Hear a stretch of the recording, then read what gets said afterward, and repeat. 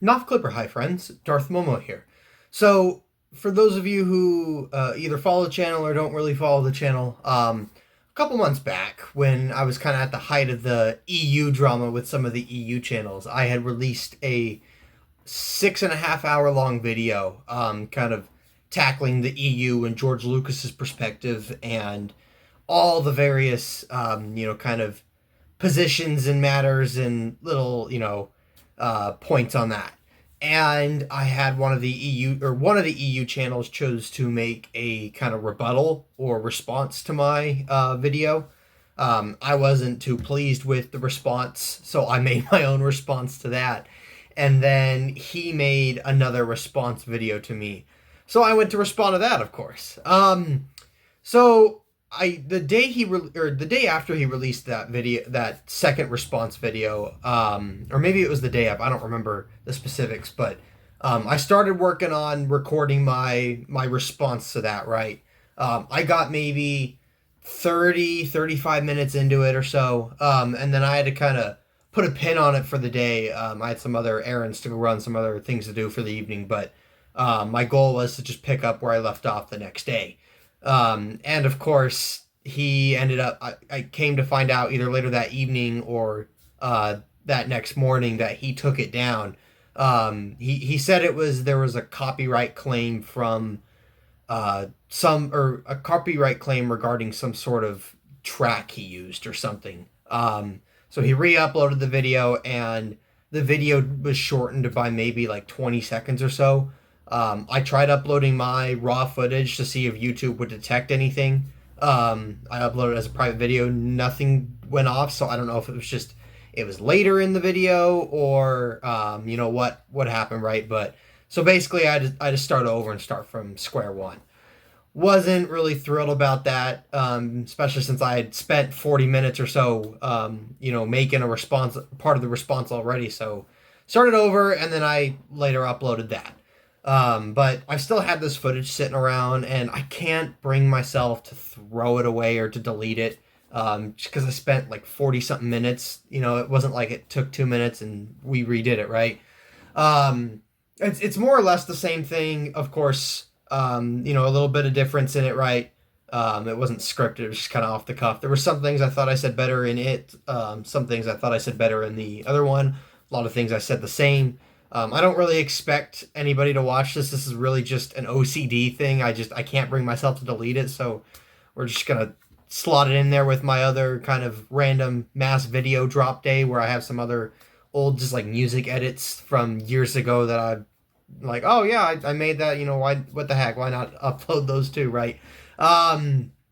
So that's all this is. It's nothing new, nothing big. This isn't trying. Also, I wanted to be clear, this isn't me trying to reignite some sort of drama or anything. This is literally just an OCD thing, and this is a video that I've already technically made and uploaded, just it was a different recording I used for it. So that's all this is for anyone who's like, what the heck is this?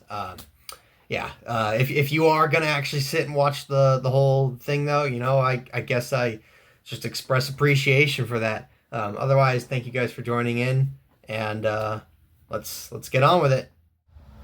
What's up, guys? Scruffy looking nerf herder did a response to my response to his response to my video, which is a response to the narrative. So I honestly thought we were done with this. I thought after I made my video that was it. We'd maybe have some more squabbles in the comment sections, but I was ready to move on. So let's take another look at this. I've already watched the first like 50 minutes, but I didn't get to finish, but it's time to get this out. So I'll react live to the last 20 minutes of it or so. Before we start, I just want to say, like, I really don't want this to be a never-ending war. So Scruffy, if you watch this and you decide you're going to put out a response to this response, let's just do some sort of video together, man, and talk it out. That's my invitation to you. Obviously, you know how to reach me. So I extend that invitation to you. Without further ado, though, let's begin.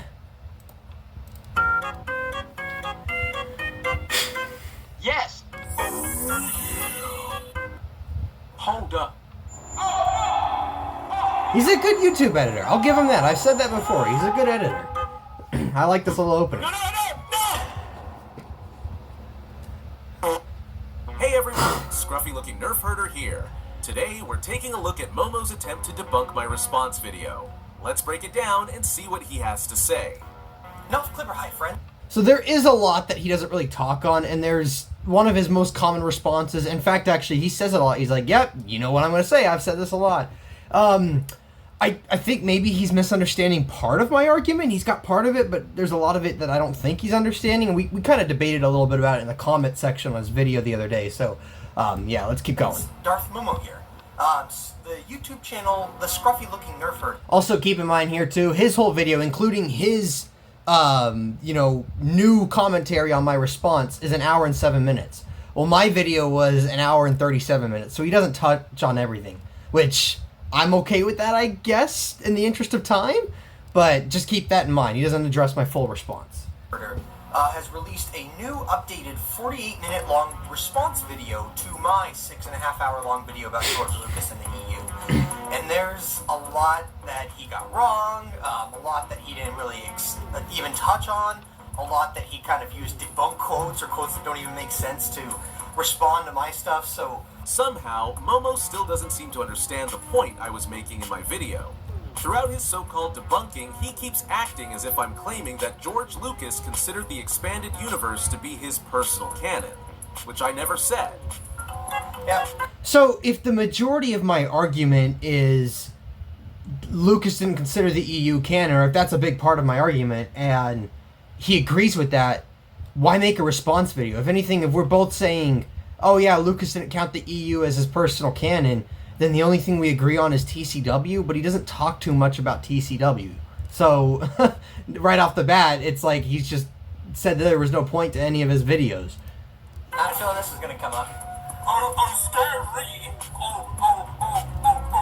I mean, you sure seemed to freak out when you did that whole community post and everything. If being transparent with my audience and explaining what happened counts as freaking out, then I guess being honest is a problem now. Well, no, the issue was there was a lot of context you left out. You were just like, hey, Momo filed a copyright claim. Like, I let you know 2 days in advance. I let you know why I filed it. You didn't explain that. Maybe you did vaguely, but you didn't explain it in, like, deep detail. A couple other things, too. So, no, and then once I, like, commented on your community post, then you edited it to add a couple extra things that you left out, so... Here, and well, I didn't expect this to happen. Darth Momo has filed a copyright claim against my response video, which directly addressed and critiqued his video. Despite my video falling squarely under fair use, providing commentary, criticism, and transformative analysis of his claims, he chose to silence dissenting opinions by weaponizing copyright. Okay, so a lot there. Wow. Also, I apologize that you're watching a video of me reacting to someone else's reaction. I know it's going to start to get a little dizzying. Oh, that was a misleading statement. So, yes, there was a good portion of that. That video was an hour long. The first 15 minutes or so, it took, 30-second, minute sound bites from my video. He commentated on it. Then he played another minute, 2-minute section, whatever, 6 minutes. And then he offered like a 20-second commentary on it and then moved on. So it wasn't even justified in my opinion, so... He claims it's just his opinion, but keep watching. His actual motive slips out soon. Okay, well, YouTube didn't think that it was justified either, so... The email, or a screenshot of the copyright claim email, and I only copyrighted a section. I didn't copyright the whole video. I could have if I wanted. And as for as well, it follows under... Clarification, when I say I could have, that wasn't like some sort of like, oh, well, I could have gone after you hardcore. That was saying YouTube gave you an option to either copyright a specific section or the video entirely, and I went after that specific section. Fair use? Well, YouTube emailed me asking me for more information, and I explained that point of view, and then they actioned the copyright request. So it wasn't like it just got sent through some AI-generated, detector or something. Yeah, I was a little loosey-goosey with the clips. Call the... So he admits it. Clip police. But what's hilarious is how he didn't file the claim the day the video came out. And then, boom, suddenly he cares. You'll see why soon. Provided... Initially, I'll be honest, it just didn't cross my mind. Clarification. It was probably about 2 or 3 days in when I kind of started to realize, like, that there was some copyright implications on there. And like I say here, I sat on the fence for a little bit. So if he feels like that was justified under fair use, he's going to need to take that up with YouTube. All I did was just give him the facts. It's disappointing. Trying to silence dissension is wrong. In fact, actually, I had to re-upload my video. I had it set for a premiere, but I had to re-upload it to fix a couple errors in it. And, you know, he called me out, the Scruffy guy. He's like, oh, are you deleting comments? And you know what I did? I made a community post later on after the video was finalized. I watched through it all. The exported file was good. And I shared screenshots of all those comments on the old link. That's how far I was willing to go to not silence other opinions. Funny thing, you never mentioned that community post at all. So unless your viewers are mind readers, they'd have no clue there were any original comments. But I'm not sure what he means by that because the community post is still up. I'm not like OG Star Wars. I don't take my community post down. It's still up there. I have no intention to take it down. I'm guessing maybe he means like talking about it in the video. The video wasn't about comments, and even then, like I said, the video was finalized. The video was about George Lucas and the EU. I wasn't gonna add in, oh yeah, randomly, there's some YouTubers that made some comments on an earlier iteration that I had to edit. Like, that wasn't the point. And I mean, I don't know what he means by that, so that's just my guess, but I don't know. Feel free to clarify. let's see, and on top of that too, and I shared the email, and Scruffy even shares the. You know what? Let's let him play the email. Darth Momo sent me an email, which he has now also posted publicly himself. So it had nothing to do with the fact that his video had performance or anything. What? You literally just spoke about my channel stats. And showing... Okay, I can understand how maybe he misunderstood that. What I meant, like, it wasn't the fact of, like, oh, his video's outperforming mine, which it didn't. It's possible the current response he's got up will outperform mine. It was a matter of, hey, he's got decent stats, like he's monetizing my video. Like, if there was 3 people that watched that video, there's no point in I mean, I could still go after him for the, the principal sake of the copyright, but, like, there's no point in going after him for a video for that, like, 3 minutes of, or that, like, 3 people saw it. My point was, like, he's got decent stats to where he could monetize. He shouldn't be monetizing an hour-long video that has an unedited 25-minute section of my video. That was my point about bringing up the stats. The stats was relevant for monetization. If he wasn't monetized, or, like, let's say, like I said, the stats weren't that great on his videos, or if he's flat out said, like, I have no monetization capabilities, or I'll never monetize, or whatever, right? I don't know. If, let's say, God came down and told me he was never going to monetize, then it's not as big of a deal. Maybe I would have copyrighted him, maybe not, I don't know, but he wouldn't be monetizing off of that. So that was the bigger concern.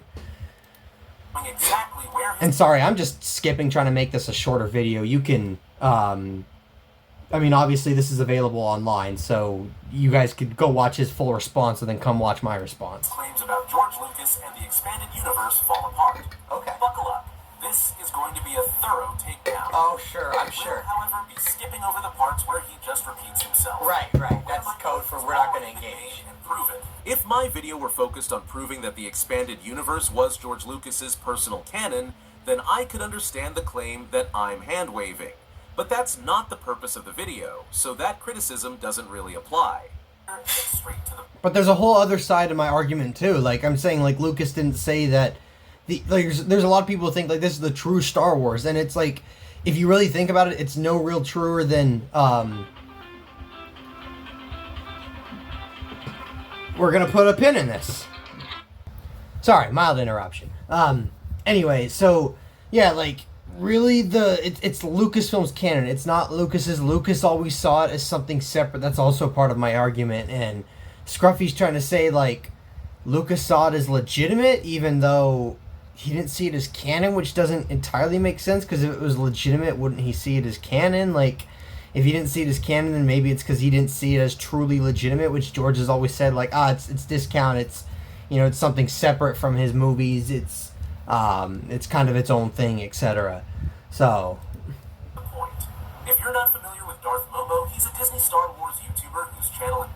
So, Disney Star Wars YouTuber, and said, like, here, I've got a video about Revenge of the Sith. You know, I've got a video about Luke Skywalker. I've got a video Animal Crossing, Lego Star Wars, like Last Jedi trauma. Like, yeah, so there's a decent amount of Disney stuff. Yes, and that makes you a Disney Star Wars YouTuber. But it's not all on there. If you keep Well, we'll scrolling wait. down, you'll find videos like, you know, did Ryan Johnson ruin Luke with The Last Jedi? I share my opinion that he did. You know, it's not just all praising Star Wars.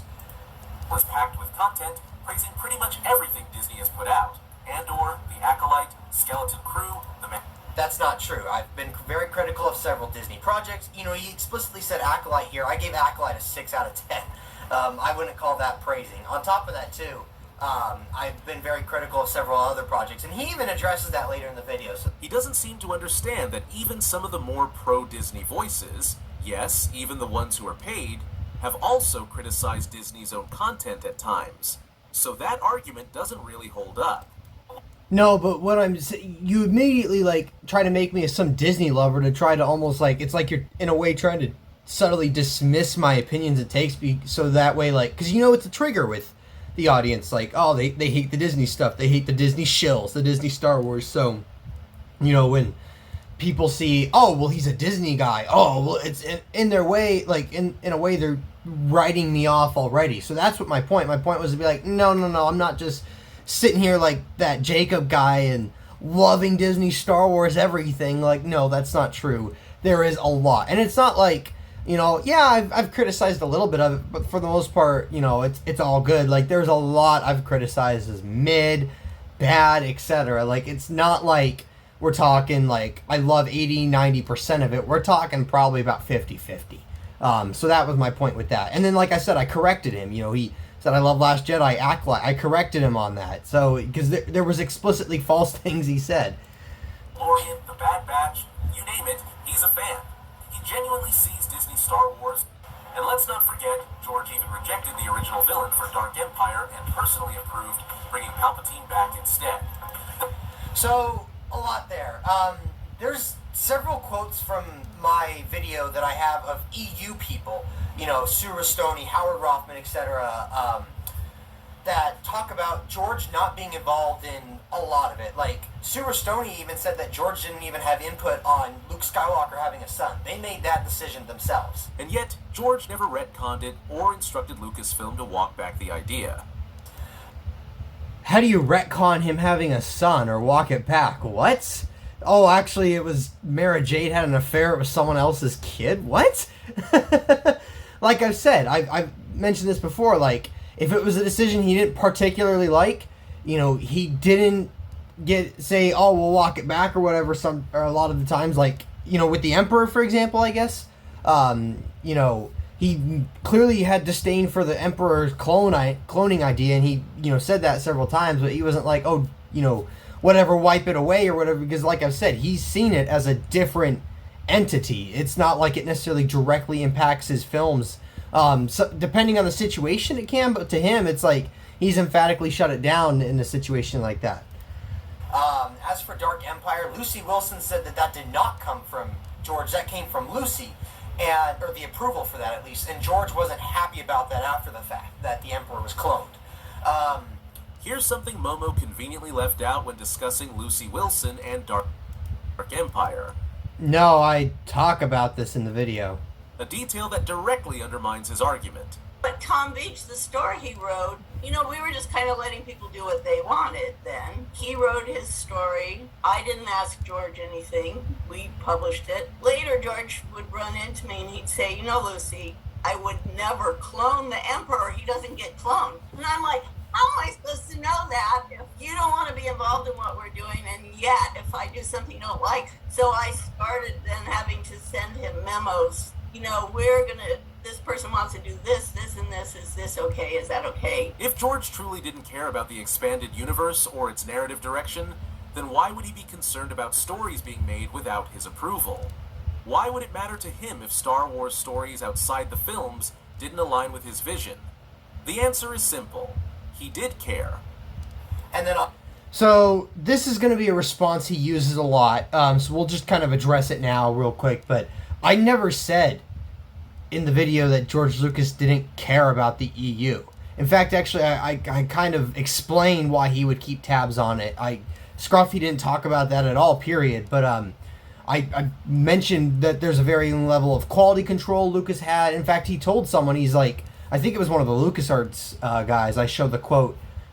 He's like, hey, he's like, my name's attached to it. So there's a certain level of kind of standards that need to be had to this. Like, just because it wasn't tied in his mind to the Star Wars canon of his films, it doesn't mean that they could just run rampant and do whatever. Obviously, like, they couldn't throw, like, you know, some R-rated content in there. Like, there was varying degrees. Like, it had to live up to the kind of the name and the brand. I dive a lot more deeper, and obviously that was scripted. Now I'm just kind of rambling off the top of my head, but I give a very kind of solid reason. Obviously, you know, I talk about the financial aspects. There's financial aspects of it too, but I talk about other reasons of, like, why Lucas stayed involved, why there was some sort of quality control, etc., why he kept tabs on things.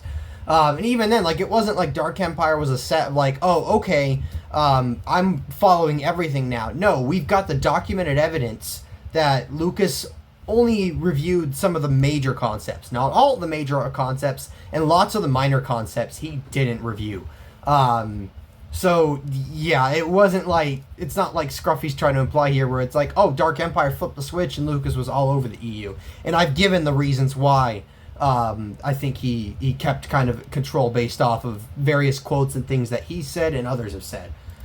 On top of that, too, like the Chewbacca's death, like, I go in depth. I spend about 10 minutes on a lot of it, but EU people have said no, George has said no, and when you go over the evidence, he's not too involved in so many of these EU projects. I spend an hour looking at all the different EU projects that supposedly he had major involvement in, and when you look at the facts, I don't just say, oh, no, he didn't, or no, I present the facts, and, like, the evidence, the quotes, and I show how little his involvement is. Your evidence only holds up if you're trying to argue that the expanded universe was George's personal canon, which is not what I or most EU fans have ever claimed. What your evidence actually shows is that George cared about the EU's narrative direction, even if he didn't view it as part of his personal canon. Well, my evidence is also tackling the argument, because you guys have made, maybe not you specifically, Scruffy, but EU purists in general have made various claims that Lucas was very involved in the EU. In fact, actually, one I see a lot from Star Wars Scran, and I think I've seen OG Star Wars use it too, is the EU was something that George approved of, contributed to, and authorized, approved, and contributed to. And that involvement is very minimal. And so I was addressing that argument in my video that actually he wasn't that involved.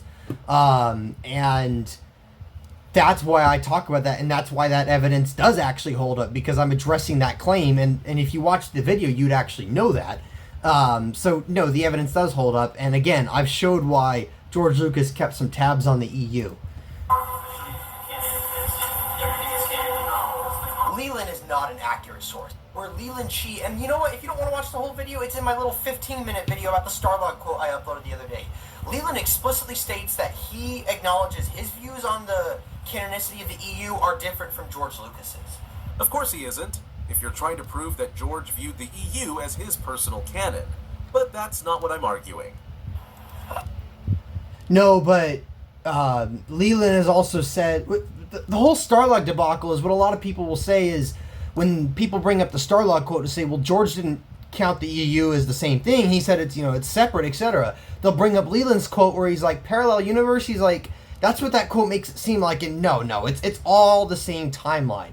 But then I show another quote from Leland a couple years later where he's like, well, I know Lucas has said it's like an alternate universe, but that's not how I see it. You know, like, I bring up,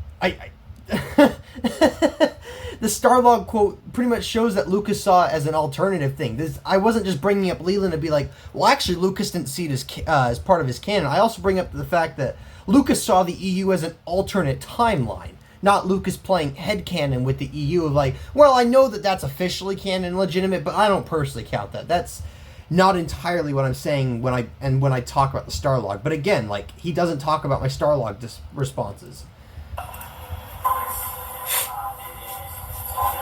George didn't see value in the EU carrying on his story that directly contradicted and rewrote his own films, why would he? as for TK with all that, like he literally, oh shoot, sorry, we're in the middle of a heavy rainstorm. Lucas literally said, Lucas literally has said like that's separate from his stuff. He's said aside from that, Lucas licensing is separate. There's a reason the canon hierarchy was created. It was meant to inform fans how much importance George placed on the different levels of Star Wars content. The Clone Wars retcons the prequels.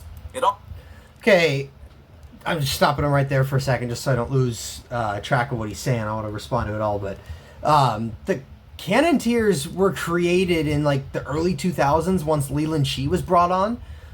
There was no canon tiers in the 90s. Back then, they were pretty much saying like, yeah, it's not part of the true canon, etc.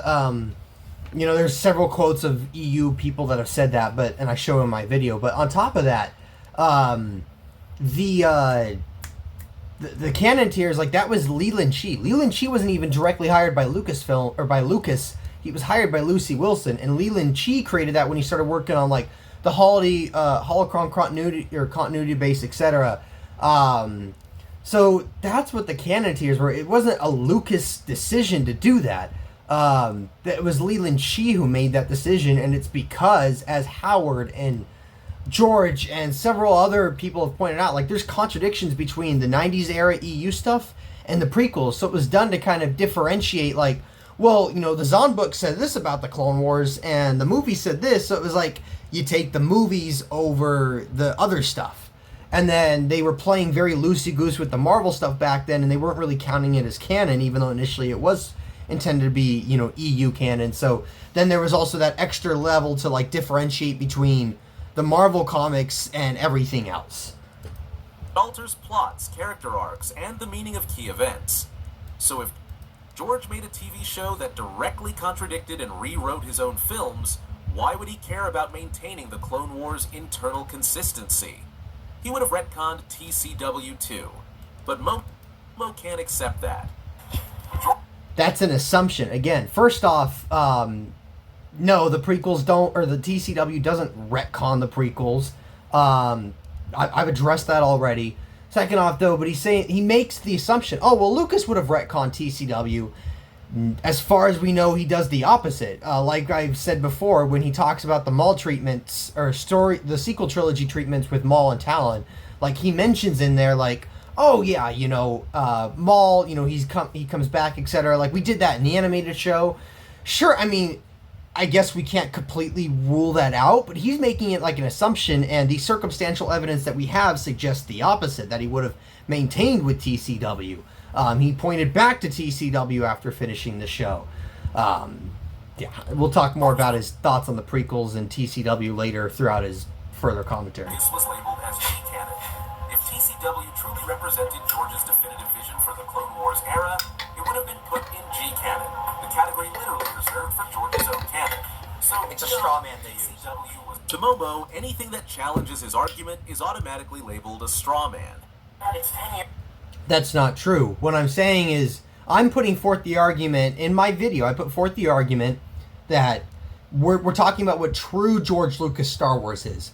True George Lucas Star Wars does not follow the canon tiers because George did not follow the S, C, T, G canon tiers. He had his own canon tiers. There was his stuff and the EU. Like that was it. It was all lumped together. It was just all the EU and it was all his stuff. George had his own canon tiers. So if we're following George Lucas Star Wars, then we should be following those canon tiers. So now he's trying to be like, well, no, you can't count that as true George Lucas Star Wars because of the Lucasfilm canon tiers.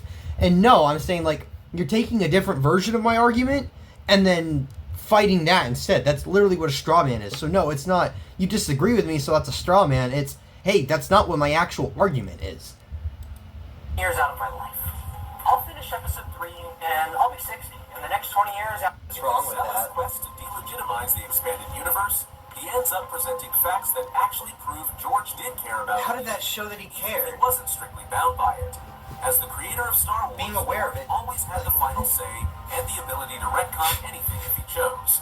Of course, that's a point Momo doesn't want to acknowledge, especially I when do it comes to acknowledge. TCW. Like, what? You provide quotes that actually show George cared about the expanded universe's narrative direction. but you frame them as evidence that he didn't care. In reality, all you're proving is that while George cared about the EU, he wasn't strictly beholden to it. You, again. So then I guess maybe it depends on what you mean by care. If I mean like, he had an interest in it to make sure it had specific standards, etc. That it met certain criteria or certain things weren't done or it kept a certain image or appeal, then I have talked about why I say that he does care, and I've given various specific reasons. But if you mean care in the sense of like, well, he cared about it as the true legitimate continuation, well then no, he didn't care about it as the true legitimate continuation, and I've shown evidence of why. His own personal words, his own personal actions, but I've shown that he cared, just maybe not in the way that you wanted him to care. So again, like now he's not even attacking my argument properly, or maybe there's just a misunderstanding, I don't know. And he's wrong. George personally oversaw The Force Unleashed, Shadows of the Empire, The New Jedi Order. Okay, so again, we already talked about New Jedi with it. However, this quote was from 2002. Force Unleashed was years later. So, this, again. I wish I had brought this up in the video, but I'll say it now.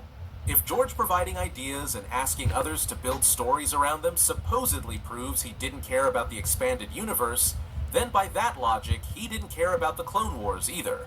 He approached both the EU and TCW the same way, offering concepts, story directions, and stepping in with deeper involvement at certain points. Of course, I'm sure he'll come up with some creative reasoning to sidestep that, but he's still... No, I mean, I can see where he's coming from. I think it's a very generalized argument, but I can see where he's coming from. But the difference is, it's amount involvement, and it's the way he's involved. So, with the EU, we'll start with the EU. So, I show in my video, I spent an hour and a half showing a lot of the EU stories were other people coming up with stories or asking him, about stories that they could tell, and he would say, no, don't do that, or yeah, that's fine, and then they would usually give like a checklist of, according to Michael Stackpole, it was like 5 questions they could ask of like, can I do this, can I do that, can I do this, and can I do that? And he'd say, yeah, no, etc. With TCW, though, most of the time, there were a couple exceptions, but most of the time it was him saying, I want to tell a story about this. And then he would work with other writers in a writer's room, including Dave Filoni, and they would flesh out that story together. George, along with many other writers that him and Filoni and others have brought on, they would flesh out the outline of a story. And then George would say, cool, I'm happy with that. Here's the outline. You, writer number 3, whatever, write a script about that. And then they wrote the script, and they gave that to him, and then he went through it extensively with Dave, etc. Okay, that's good. Now we're going to change that a little bit. Okay, cool. All right, there you go, director number 2. Go ahead and, get the episode done. And Dave would kind of oversee a lot of the day-to-day stuff with that episodic director about the animation, the storyboarding, etc. And then also, like, getting the voice recording, etc. George would see a rough cut. Okay, cool. I like that. That's good. Actually, change this a little bit. Get rid of that. Okay, we're good. And then Dave, finalizes the episode with that episodic director. They bring it back to George. Okay, that's good.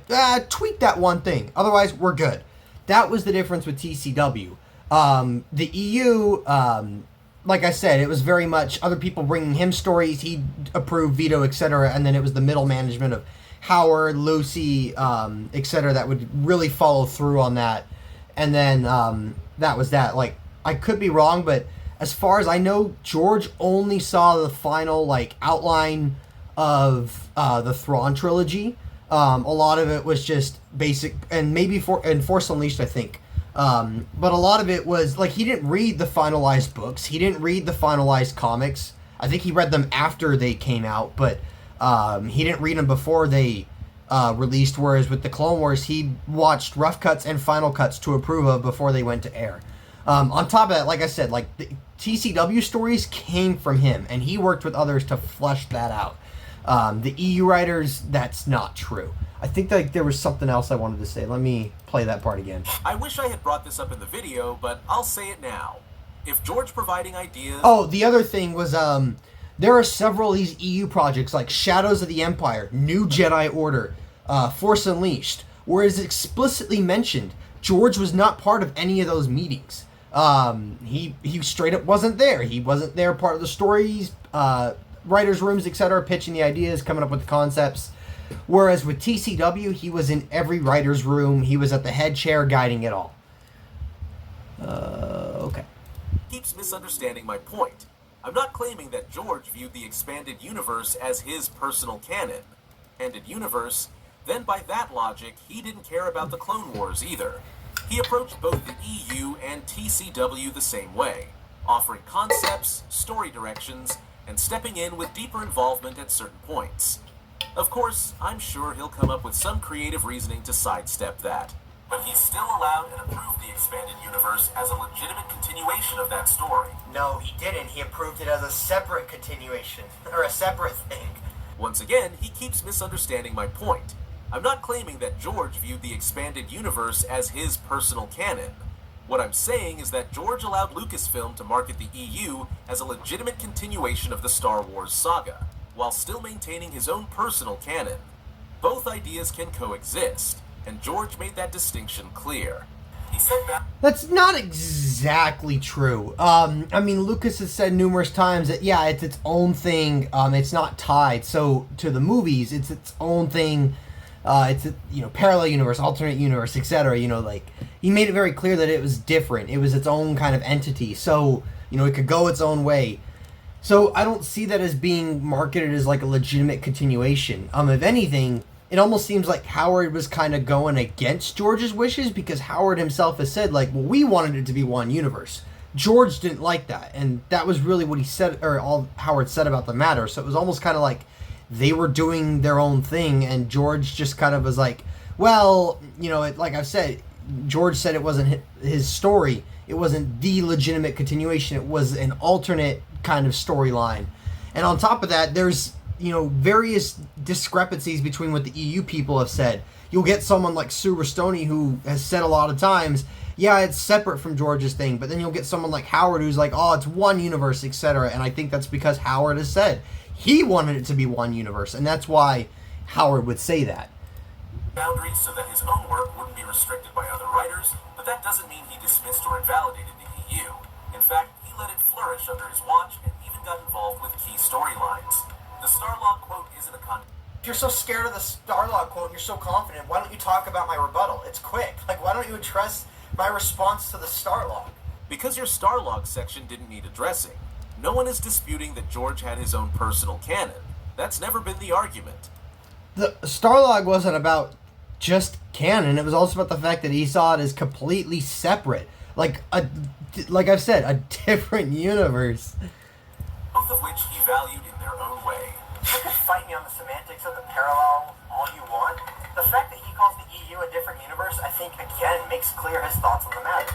At the same screen, you guys are the ones interpreting, well, alternate doesn't mean alternate, parallel doesn't mean parallel, like, what? Momo is twisting George's words. His argument is that George didn't see the expanded universe as part of his personal canon, which is true. But he's framing that as George not caring about the EU at all. That's where the distortion happens, and it misrepresents George's actual stance. He seems to forget that George did retcon things. The Clone Wars is a clear retcon of the prequel trilogy. Yet he argues as if George would never change or contradict his own work, all while overlooking the fact that TCW is one of the most significant examples of that. If the Clone Wars rewrites or alters the films, it cannot be placed on the same level as them. George's films have always taken priority in the canon hierarchy, above all else. It's just another... Okay, so first off, again, I've addressed a lot of these TCW, retcons or whatever, but he says he's going to do a video about it. We could discuss further when he does the video, but on top of that, so you mean to tell me that, because he's trying to say here, oh, well, TCW is different, or, retcons the prequels or the films, and the films always come out on top, therefore he's trying to say the TCW can't be canon, so you're telling me George just spent almost 10 years working on a show that he didn't intend to be canon or legitimate? That's not what George has said. Now who's twisting whose words? For example of him selectively picking what fits his argument. Okay, yeah, that was funny. That was bad. I've got it would have been a very intensive edit if I was trying to cut a lot of that stuff out. So I was trying to make it just like one shot and one take and go, and that was a drawback. So yeah, that was bad. You can call me out on that. That's fine. Dave Filoni or Pablo Hidalgo quotes. I laughed the first time I watched it. Issues with the reliability, quote unquote, of those sources. So I just made it easier for. I mean, that's fine. Like, I excluded Pablo. You guys don't like Pablo because of this stuff, so I excluded Pablo. What? Such a Filoni fan, it's no. Once again, you're arguing something no one's even contesting. Nobody's denying that George had his own personal canon. That's old news. The real problem is Dave Filoni, the guy who thinks slapping on a cowboy hat and saying, "George taught me everything," gives him a free pass to rewrite the entire saga. He's basically a fan fiction writer who snuck into Lucasfilm and never got kicked out. And then there's Pablo Hidalgo. Okay, with Dave Filoni, except, first off, George worked closely with him for years. George has admitted that. It wasn't just Dave saying that, but on top of that, George has also said he's taught him a lot. Like, George literally said at Celebration 2017, he's like, Dave had a lot of bad ideas initially about how to do things. He's like, I had to purge a lot of that and retrain him and everything. On top of that, too, it wasn't Dave rewriting Star Wars. It was George Lucas telling all these stories, and Dave was just the middleman to get it done. Dave was almost, in a sense, like the Rick McCallum of the Clone Wars. Not the perfect analogy, but you kind of get the idea. Treats the expanded universe like it's some bargain bin knockoff compared to Disney canon. The guy acts like his actual job title is Professional EU Dismisser. Okay, so I said I didn't include Pablo Hidalgo, and then you try to make it seem like that was a bad thing. You're like, oh yeah, I wonder why, because what are you hiding trying to not include Pablo Hidalgo? And then I'm like, well, yeah, I didn't include Pablo Hidalgo because you guys hate Pablo Hidalgo. And then you just proved my point that you hate Pablo Hidalgo. And so, like, what was the whole point of this in your original response video then? You've just proved my point, addressing and refuting your point. Half his Twitter feed reads like a bitter Yelp review of the very franchise that gave him a career. Pete James, an editor at Dark Horse, said this. When asked about the possible EU retcon of the prequel trilogy, and also noticed his quotes, and we're 16 minutes into a video where he's already talked about other stuff, so he clearly didn't show them all. What would be the point of showing quotes that already prove my argument correct? I'd have to respond to every single one you bring up in a 6-hour video. Well, because your argument also seems to be, unless I'm misunderstanding, that George saw the EU as legitimate and the true continuation of Star Wars, even if it wasn't his personal canon. And some of these quotes also kind of go or suggest the opposite from George Lucas. So, yeah, that's why I'm like, oh, why are you hand-waving that away? And I'm not about to put my audience to sleep doing that. A Dark Horse editor said this. It's not something we can really worry about, so we don't. Lots of people have been working on lots of Star Wars extrapolations for the last 20 years, in good faith. There were never any promises from George Lucas or Lucasfilm regarding the acceptance of their work into some wider canon. The examples you cite above Notice here, the quote that I'm talking about in the video, the original video, is the guy's literally saying, yeah, we were never promised that our work would be admitted into some sort of wider canon. And then when Scruffy finally does speak, he doesn't talk about that quote at all. He just talks about something else I did or said. Become merely shots across the bow. Oh, the Dave Filoni thing. Perhaps some folks are taking this far too seriously and may have forgotten that fun and excitement was what fueled the Star Wars phenomenon in the first place. Interesting. Fun and excitement was more important than taking the continuity seriously. Kind of reminds me of a certain Dave Filoni quote that EU purists like to hop on. People get into all these debates of what's canon, what's not, and sometimes forget just the special nature of telling a good story and creating great characters. I mean, do I really even need to say anything? This pretty much speaks for itself. Oh my god, I loved it! Okay, I have a lot of issues with Dave Filoni. I have a video coming up soon that critiques Dave Filoni's whole view on canon. You say you have a problem with Filoni, but when it's time to buy tickets, merch, or a Disney Plus subscription, then it's take my money, cowboy. I threw this in there. I mean, that's kind of fair, but I think that's a little, like, I guess, exaggerated. I mean, you could still, like, it's like saying, oh, well, yeah, I think, you know, this actor's weak, but I like the other actors in a movie. Oh, so you're still going to go support that actor's movie? Well, there's other stuff in there I like. Like, I could still like the story and still hate the fact that there's some issues that don't line up with other content, the retcons. There to, you know, throw some have some fun with the EU purists who hate that quote. All it did was show you're a Filoni fan. Right, because I have a video coming out criticizing this whole Campfire's Logic story that he has. Like I said, I just threw that in there to have some fun. Nothing of it. Yep, Dad. Just hand wave away. Don't look at Momo's evidence. Nope, don't look at all his quotes. Yes, there was nothing particularly new, just more quotes that already support the point I was making. I chose not to include them because I didn't want to bog down the video with repetitive material. If viewers want to confirm the sources for themselves, they're free to do so. That's fair. I appreciate that he's like, hey, go check it out then. But at the same time, like, he dismisses it, and then he's like, yeah, it's the Nothing Burger anyway, but they could check it out. Well, why would they check it out if you, a YouTuber they trust, just told them it's a Nothing Burger?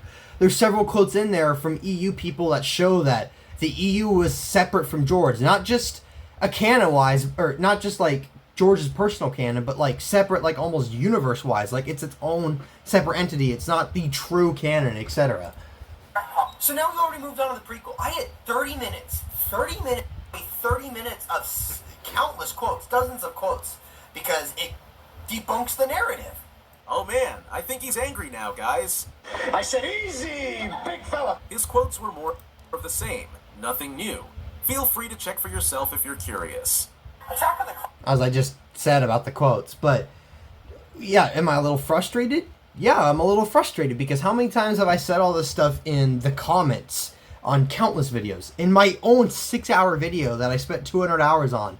And now I've done a response video, and we still are dealing with a secondary response video. So, yeah, that's why I'm a little frustrated, because I'm tired of repeating myself. Clones revealed Boba was actually a clone of Jango Fett. It's pretty obvious at this point that Momo hasn't actually read any expanded universe content.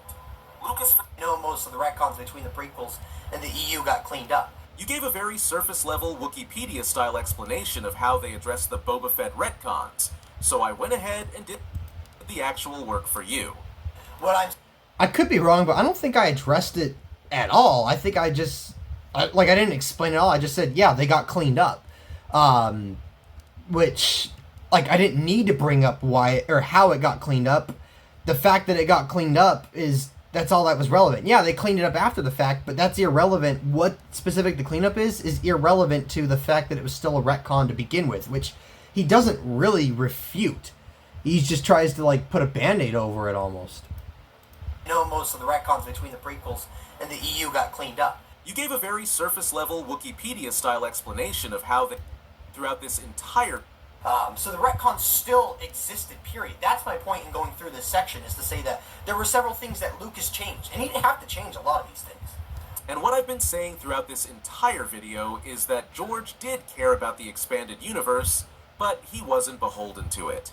I know I've repeated that a lot, and I'm sorry if it's starting to sound redundant, but it's an important distinction that keeps getting ignored.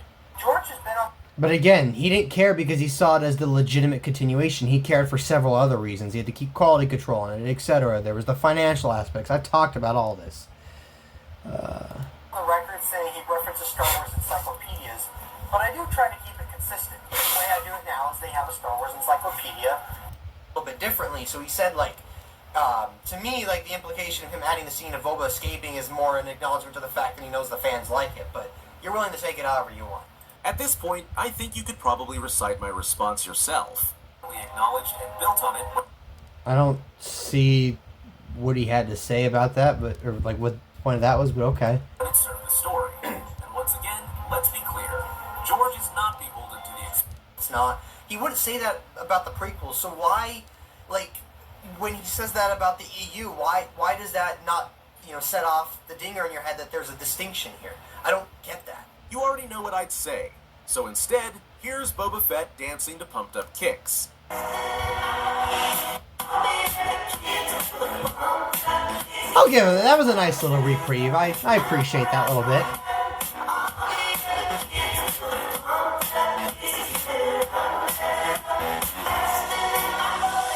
When it fit, but at the end of the day, it was always his story to tell. Sorry, I'm trying to be quick. Point to the various references or movies nowadays, but the logic doesn't fly here. It's a double standard. George created Star Wars, Disney didn't. Simple as that. Second off, Okay, but the issue here is we're talking about like, oh, well, George can retcon it because he's the creator of the franchise, etc. He's the head chief. That's why he can retcon it. But I'm saying like, now Disney is creating their own new Star Wars, and they had some minor retcons within the Star Wars that they're creating. This was separate from the Disney versus the old EU. This was Disney having retcons within the Star Wars that they're creating. So I don't see how that logic doesn't apply. Just because George included something does not mean he sees it as the right movies nowadays, but, you know, the logic doesn't fly here. It's a double standard. George created Star Wars, Disney didn't. Okay. Simple as that. Second off, just because George included something does not mean he sees it as the original.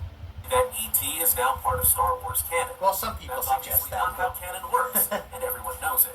The key difference here is that the expanded universe was developed specifically as an official continuation and expansion of the Star Wars. That wasn't what lore, George thought. with Lucasfilm's blessing and, in many cases, George's direct input and approval. It's absolutely wild that he would double down on this. OG Star Wars, answer this one. Okay, maybe I should have gone back a little further. I don't remember what it was about. This material is just absurd. No one is saying Oh, okay. I don't see why that's bad. I doubled down on it. Like, what kind of a response was that? I explained why, and then you're just like, oh, why would you double down? makes a fun nod to E.T. that E.T. Match up. So the game was canceled in June of 2011. George Lucas sold the company in late October 2012, and he said I show all this in my video. He said in a 2018 interview with Paul Duncan that the story treatments included Maul and Talon. Some people, OG Star Wars has tried to say, well, there were separate treatments. One was about Maul and Talon, one was about the Wills. No, George said the Wills and the Talon treatments were the same thing. He told Paul Duncan that in 2018. He said those were the ones he sold to Disney. Yes, he sold one treatment to Disney. Not all of them. That's an important distinction. In the Star Wars archive. No, they're the same treatment. OG Star Wars is taking the same treatment and different things. We've heard about it from different places and breaking it down into separate treatments. This book, you can see this online. It's been shared ad nauseum. Every time George has talked about his treatments, he's talked about, like, the treatments as in 3 treatments for 3 movies, like a treatment for a trilogy. He's never talked about, well, there was a treatment that said this, and then there was actually a different idea for this. Like, he's always talked about it as one sequel story. So this timeline doesn't match up with what OG Star Wars is trying to say here. I've called her out several times on this essential misinformation and lies she's sharing. George was told by the Red Flag developers that Maul and Talon, their timeline doesn't work. The Talon's timeline was way far in advance, so he was told that. And then he wrote sequel trilogy treatments, putting Talon in a timeline she doesn't belong. So that shows how much he really cared about the continuity.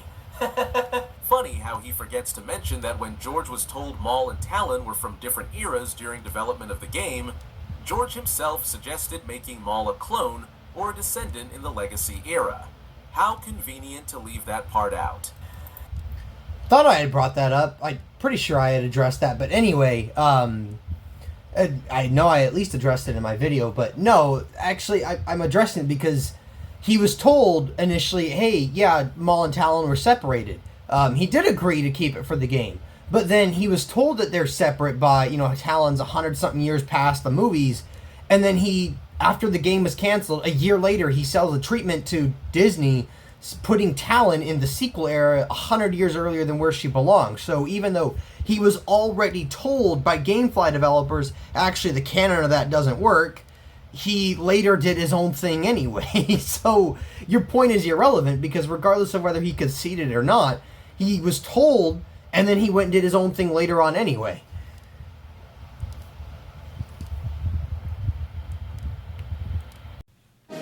Thanks for watching. Please subscribe to the channel. If you liked the video, comment down below and hit that like button. Oh, and check out some of my other videos. I'm sure you'll find them in the light.